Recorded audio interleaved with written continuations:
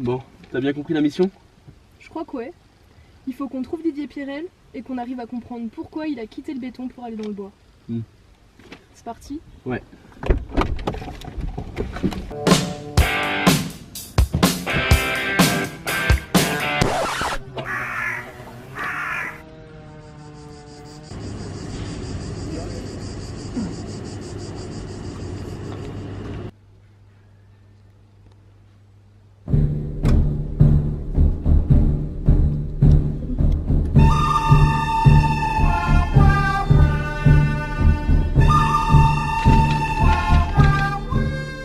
Bonjour, je suis Didier Pirel et je suis en charge globalement de la maintenance générale sur le campus bois, aidé en cela par la dizaine de techniciens et techniciennes du service.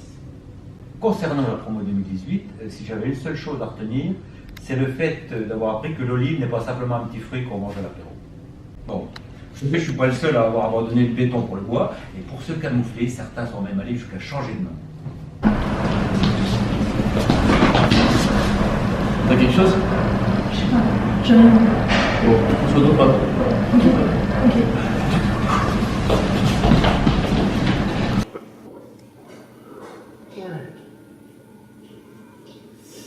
Au mieux.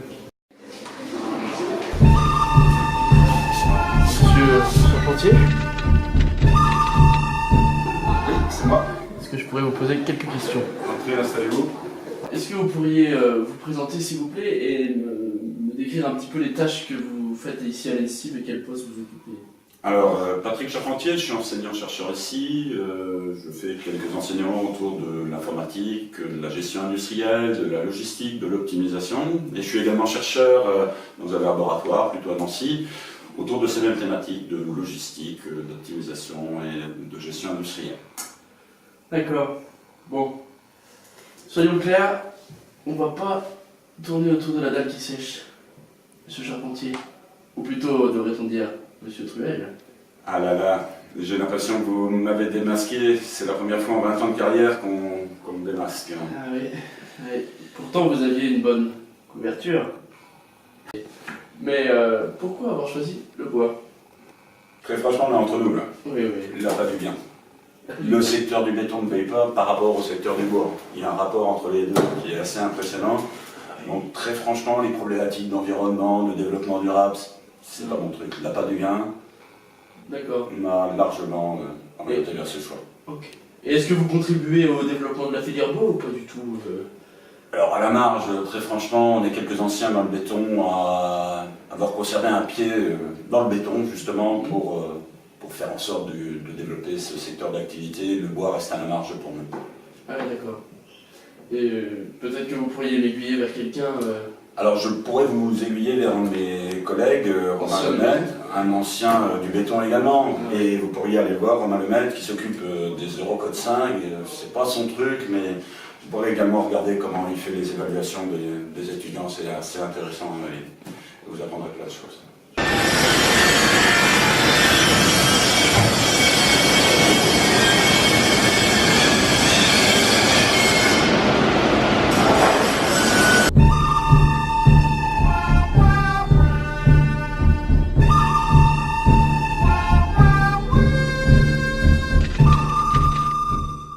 Est-ce que vous pouvez vous présenter en quelques mots votre fonction ici à l'ENSTIB?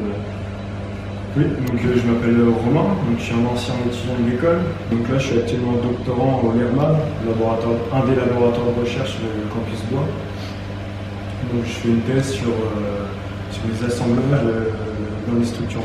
Je donne aussi des cours donc sur les Eurocode 5, en particulier aux étudiants ingénieurs de première, deuxième et troisième année. Je dispense des TD, également je corrige les examens. Ah, donc vous corrigez les examens, du coup, est-ce que ça serait possible de voir un petit peu comment ça se passe ou de nous expliquer un peu comment est-ce que vous procédez? C'est un peu secret, mais je pense que je peux vous montrer. Donc vous voulez voir comment on corrige les examens, je vais vous montrer. Donc avant on utilisait la méthode de l'escalier, mais le problème c'est que les promos sont devenues tellement importantes maintenant qu'il n'y a plus assez de marche. D'accord. Après il y a eu la règle de 3, mais il y a un outil beaucoup plus moderne maintenant, c'est Excel. Donc avec Excel c'est très simple, vous prenez la liste des étudiants, vous faites un tirage aléatoire, donc entre 0 et 10. Alors, vous déroulez sur la liste des étudiants. Hop. Et puis après, il faut quand même ajuster parce qu'il y en a, ils ne méritent pas des aussi bonnes notes que ça. Donc par exemple, le Albert, il est sympa, mais bon, il est quand même assez relou. Donc hop, moins 1 point pour ça. Marion de Gauchy, pas très forte en neurocode, mais son lapin bélier, il est tellement mignon. Hop, on rajoute des points.